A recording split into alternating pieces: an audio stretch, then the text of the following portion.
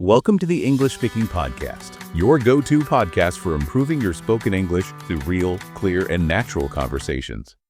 In this new series, we're trying something special. We'll read The Adventures of Sherlock Holmes by Arthur Conan Doyle, one of the most famous collections of detective stories ever written. In each episode, my friend Jane will read a short part of the story slowly and clearly. You can listen carefully, repeat after her, and practice speaking English as you follow along. This way, you'll not only enjoy a great story, but also hear how each word is pronounced naturally. Today, we begin the very first story, A Scandal in Bohemia. Let's get started. The Adventures of Sherlock Holmes, A Scandal in Bohemia, Chapter 1. To Sherlock Holmes, she is always the woman. I have seldom heard him mention her under any other name. In his eyes, she eclipses and predominates the whole of her sex. It was not that he felt any emotion akin to love for Irene Adler. All emotions, and that one particularly, were abhorrent to his cold, precise, but admirably balanced mind. He was, I take it, the most perfect reasoning and observing machine that the world has seen. But as a lover, he would have placed himself in a false position. He never spoke of the softer passions, save with a jibe and a sneer. They were admirable things for the observer, excellent for drawing the veil from men's motives and actions. But for the trained reasoner to admit such intrusions into his own delicate and finely adjusted temperament was to introduce a distracting factor, which might throw a doubt upon all his mental results. Grit in a sensitive instrument, or a crack in one of his own high-power lenses, would not be more disturbing than a strong emotion in a nature such as his. And yet, there was but one woman to him, and that woman was the late Irene Adler, of dubious and questionable memory. I had seen little of Holmes lately. My marriage had drifted us away from each other. My own complete happiness, and the home-centered interests which rise up around the man who first finds himself master of his own establishment, were sufficient to absorb all my attention. Meanwhile, Holmes, who loathed every form of society with his whole Bohemian soul, remained in our lodgings in Baker Street, buried among his old books, alternating from week to week between cocaine and ambition, the drowsiness of the drug, and the fierce energy of his own keen nature. He was still, as ever, deeply attracted by the study of crime, and occupied his immense faculties and extraordinary powers of observation in following out those clues and clearing up those mysteries which had been abandoned as hopeless by the official police. From time to time, I heard some vague account of his doings, of his summons to Odessa in the case of the Trepoff murder, of his clearing up of the singular tragedy of the Atkinson brothers at Trincomalee, and finally of the mission which he had accomplished so delicately and so successfully for the reigning family of Holland. Beyond these signs of his activity, however, signs which I merely shared with all the readers of the daily press, I knew little of my former friend and companion. One night, it was on the 20th of March, 1888, I was returning from a journey to a patient, for I had now returned to civil practice, when my way led me through Baker Street.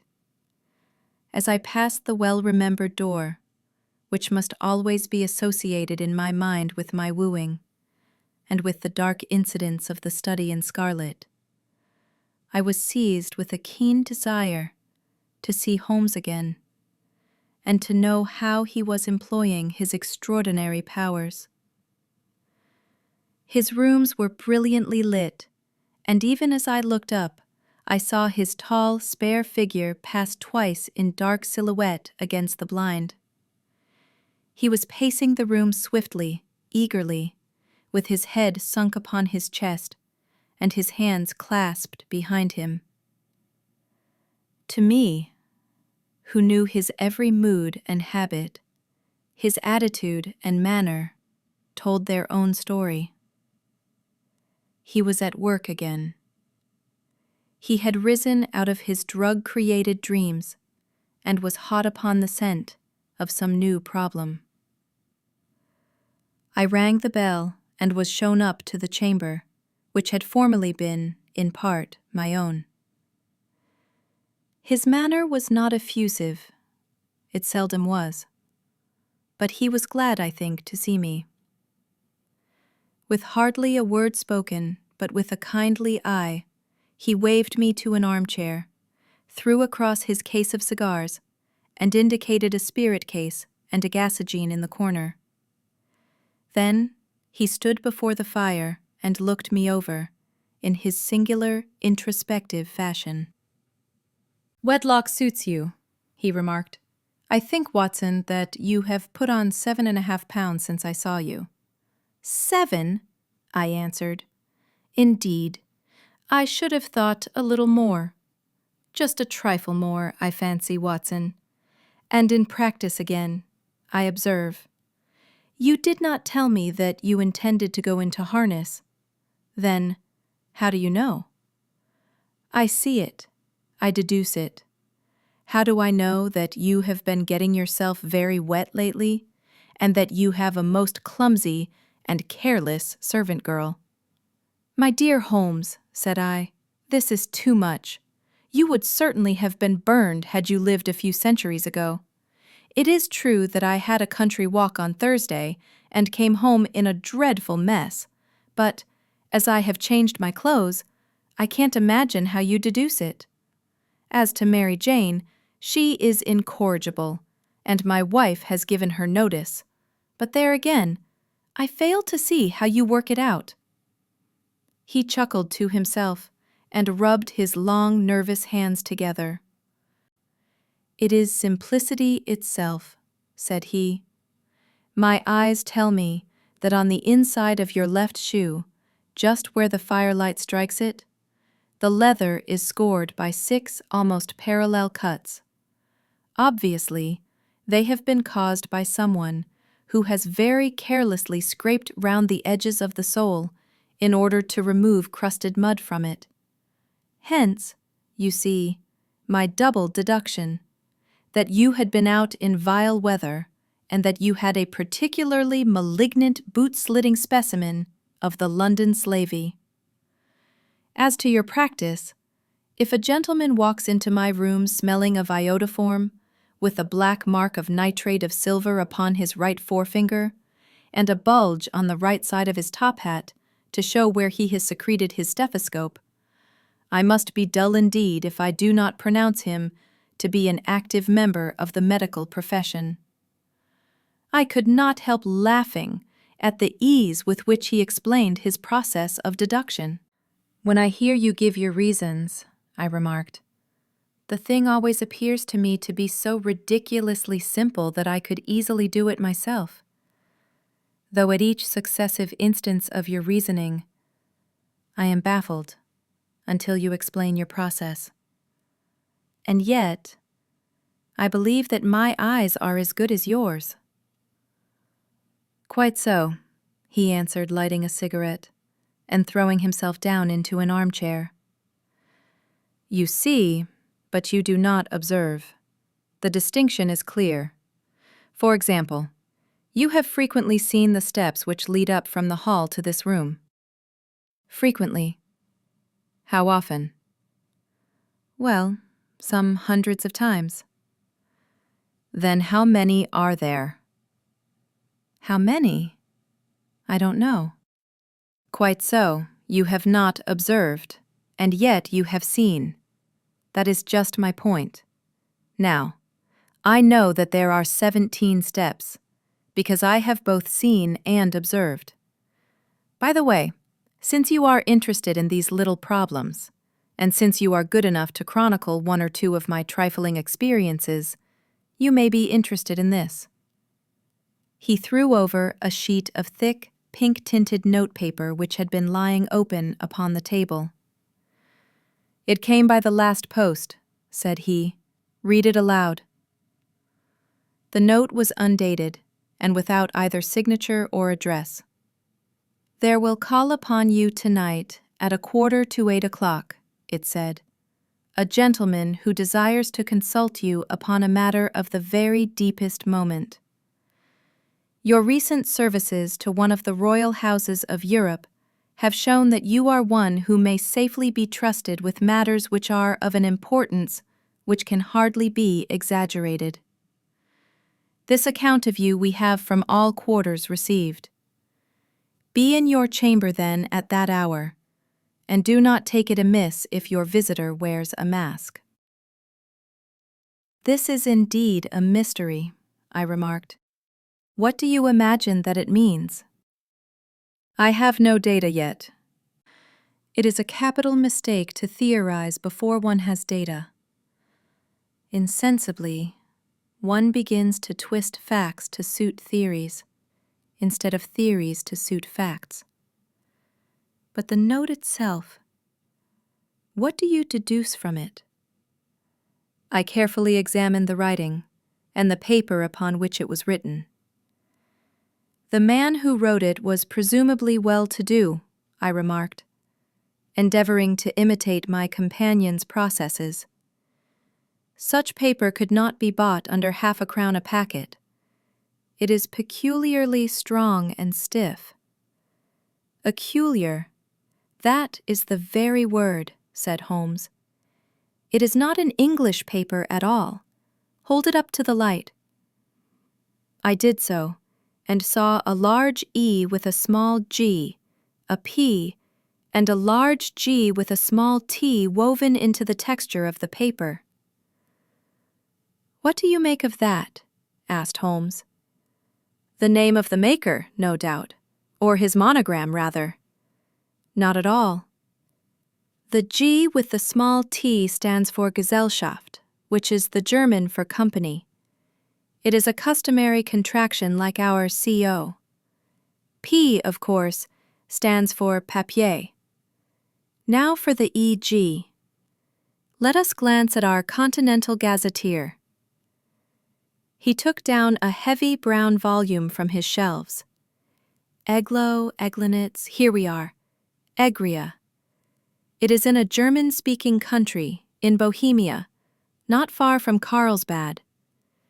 Remarkable as being the scene of the death of Wallenstein, and for its numerous glass factories and paper mills. Ha-ha, my boy! What do you make of that?" His eyes sparkled, and he sent up a great blue triumphant cloud from his cigarette. "The paper was made in Bohemia," I said. "Precisely. And the man who wrote the note is a German. Do you note the peculiar construction of the sentence? This account of you we have from all quarters received. A Frenchman or Russian could not have written that. It is the German who is so uncourteous to his verbs. It only remains, therefore, to discover what is wanted by this German, who writes upon Bohemian paper and prefers wearing a mask to showing his face. And here he comes, if I am not mistaken, to resolve all our doubts." As he spoke, there was the sharp sound of horses' hooves and grating wheels against the curb, followed by a sharp pull at the bell. Holmes whistled. "A pair by the sound," said he. "Yes," he continued, glancing out of the window. "A nice little brougham and a pair of beauties, 150 guineas apiece. There's money in this case, Watson, if there is nothing else." "I think that I had better go, Holmes." "Not a bit, Doctor. Stay where you are. I am lost without my Boswell. And this promises to be interesting. It would be a pity to miss it." "But your client—" "Never mind him. I may want your help, and so may he. Here he comes. Sit down in that armchair, Doctor, and give us your best attention." A slow and heavy step, which had been heard upon the stairs and in the passage, paused immediately outside the door. Then there was a loud, authoritative tap. "Come in," said Holmes. A man entered, who could hardly have been less than 6 feet 6 inches in height, with the chest and limbs of a Hercules. His dress was rich, with a richness which would, in England, be looked upon as akin to bad taste. Heavy bands of astrakhan were slashed across the sleeves and fronts of his double-breasted coat, while the deep blue cloak which was thrown over his shoulders was lined with flame-colored silk, and secured at the neck with a brooch which consisted of a single flaming beryl. Boots which extended halfway up his calves, and which were trimmed at the tops with rich brown fur, completed the impression of barbaric opulence which was suggested by his whole appearance. He carried a broad-brimmed hat in his hand, while he wore across the upper part of his face, extending down past the cheekbones, a black vizard mask, which he had apparently adjusted that very moment, for his hand was still raised to it as he entered. From the lower part of the face, he appeared to be a man of strong character, with a thick, hanging lip and a long, straight chin, suggestive of resolution pushed to the length of obstinacy. "You had my note?" he asked. "I told you that I would call." He looked from one to the other of us, as if uncertain which to address. "Pray, take a seat," said Holmes. "This is my friend and colleague, Dr. Watson, who is occasionally good enough to help me in my cases. Whom have I the honor to address?" "You may address me as the Count von Kram, a Bohemian nobleman. I understand that this gentleman, your friend, is a man of honor and discretion, whom I may trust with a matter of the most extreme importance. If not, I should much prefer to communicate with you alone." I rose to go, but Holmes caught me by the wrist and pushed me back into my chair. "It is both or none," said he. "You may say before this gentleman anything which you may say to me." The Count shrugged his broad shoulders. "Then I must begin," said he, "by binding you both to absolute secrecy for 2 years. At the end of that time, the matter will be of no importance. At present, it is not too much to say that it is of such weight, it may have an influence upon European history." "I promise," said Holmes. "And I. You will excuse this mask," continued our strange visitor. "The august person who employs me wishes his agent to be unknown to you, and I may confess at once that the title by which I have just called myself is not exactly my own." "I was aware of it," said Holmes. "The circumstances are of great delicacy, and every precaution has to be taken to quench what might grow to be an immense scandal, and seriously compromise one of the reigning families of Europe. To speak plainly, the matter implicates the great house of Ormstein, hereditary kings of Bohemia." "I was also aware of that," murmured Holmes, settling himself down in his armchair and closing his eyes. Our visitor glanced with some apparent surprise at the languid, lounging figure of the man who had been no doubt depicted to him as the most incisive reasoner and most energetic agent in Europe. Holmes slowly reopened his eyes and looked at his gigantic client. "If your Majesty would condescend to state your case," he remarked, "I should be better able to advise you." The man sprang from his chair and paced up and down the room in uncontrollable agitation. Then, with a gesture of desperation, he tore the mask from his face and hurled it upon the ground. "You are right," he cried. "I am the king. Why should I attempt to conceal it?" "Why, indeed?" murmured Holmes. "Your Majesty had not spoken before I was aware that I was addressing Wilhelm Gottsreich Sigismund von Ormstein, Grand Duke of Kassel-Felstein, and hereditary King of Bohemia." "But you can understand," said our strange visitor, sitting down once more and passing his hand over his high white forehead. You can understand that I am not accustomed to doing such business in my own person. Yet the matter was so delicate that I could not confide it to an agent without putting myself in his power. I have come incognito from Prague for the purpose of consulting you." "Then pray consult," said Holmes, shutting his eyes once more. The facts are briefly these. Some 5 years ago, during a lengthy visit to Warsaw, I made the acquaintance of the well-known adventuress Irene Adler. The name is no doubt familiar to you. "Kindly look her up in my index, Doctor," murmured Holmes without opening his eyes. For many years he had adopted a system of docketing all paragraphs concerning men and things, so that it was difficult to name a subject or a person on which he could not at once furnish information. In this case, I found her biography sandwiched in between that of a Hebrew rabbi and that of a staff commander who had written a monograph upon the deep-sea fishes. "Let me see," said Holmes. Born in New Jersey in the year 1858. Contralto, La Scala, Prima donna Imperial Opera of Warsaw, yes. Retired from operatic stage, Living in London, quite so. Your Majesty, as I understand, became entangled with this young person, wrote her some compromising letters, and is now desirous of getting those letters back.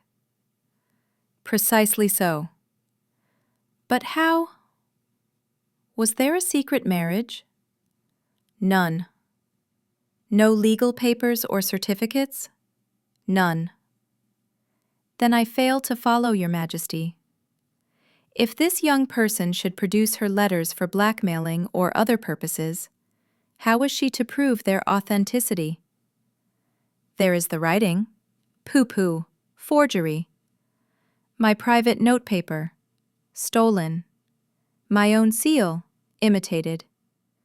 My photograph, bought. We were both in the photograph. Oh dear, that is very bad. Your Majesty has indeed committed an indiscretion. I was mad, insane. You have compromised yourself seriously. I was only crown prince then. I was young. I am but 30 now. It must be recovered. We have tried and failed. Your Majesty must pay. It must be bought. She will not sell. Stolen then. 5 attempts have been made. Twice burglars in my pay ransacked her house. Once we diverted her luggage when she traveled. Twice she has been waylaid. There has been no result. No sign of it? Absolutely none. Holmes laughed. "It is quite a pretty little problem," said he. "But a very serious one to me," returned the king. "Very indeed. And what does she propose to do with the photograph?" "To ruin me." "But how?" "I am about to be married." "So I have heard." "To Clotilda Lothman von Saxe-Meiningen, second daughter of the King of Scandinavia. You may know the strict principles of her family. She is herself the very soul of delicacy. A shadow of a doubt as to my conduct would bring the matter to an end." "And Irene Adler?" "Threatens to send them the photograph. And she will do it. I know that she will do it. You do not know her, but she has a soul of steel. She has the face of the most beautiful of women, and the mind of the most resolute of men. Rather than I should marry another woman, there are no lengths to which she would not go. None." "You are sure that she has not sent it yet?" "I am sure." "And why?" "Because she has said that she would send it on the day when the betrothal was publicly proclaimed. That will be next Monday." "Oh, then we have 3 days yet," said Holmes. "That is very fortunate, as I have 1 or 2 matters of importance to look into just at present. Your Majesty will, of course, stay in London for the present. Certainly. You will find me at the Langham under the name of the Count von Krom. Then I shall drop you a line to let you know how we progress. Pray do so. I shall be all anxiety. Then, as to money, you have carte blanche. Absolutely. I tell you that I would give one of the provinces of my kingdom to have that photograph. And for present expenses? The king took a heavy chamois leather bag from under his cloak and laid it on the table. There are 300 pounds in gold and 700 in notes, he said. Holmes scribbled a receipt upon a sheet of his notebook and handed it to him. And Mademoiselle's address? Is Bryony Lodge, Serpentine Avenue, St. John's Wood. Holmes took a note of it. One other question, said he. Was the photograph a cabinet? It was. Then good night, Your Majesty, and I trust that we shall soon have some good news for you. And good night, Watson, he added, as the wheels of the Royal Brougham rolled down the street. If you will be good enough to call tomorrow afternoon at 3 o'clock, I should like to chat this little matter over with you. Well, that brings us to the end of today's episode of the English-speaking podcast read-along series. We just finished the Chapter 1 of Lana Scandal in Bohemia, and a huge thank you to my friend Jane for reading for us today. If you enjoyed this episode, please don't forget to give us a like and leave a comment below to let us know what you thought. And of course, make sure you're subscribed so you don't miss the next part, where we'll continue the story, watch Holmes put his clever plan into action. Until next time, keep listening, keep learning, and keep speaking English with confidence. Take care, and I'll see you in the next episode.